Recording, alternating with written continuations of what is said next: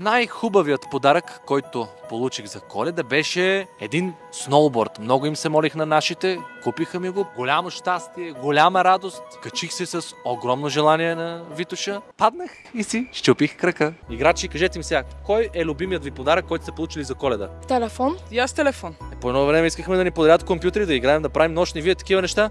Те ми ги подаряват за оценки. Помня като дете количка имах. Количка на момиче. И това не е лошо, браво, това е добра идея. Това ми е спомен. От тези играчките, големите кухни. Може би парфюми. По-скоро такива. Това ти е любимо. Най-много ме зарадва новината, че детето, което нося, беше с едни проблеми.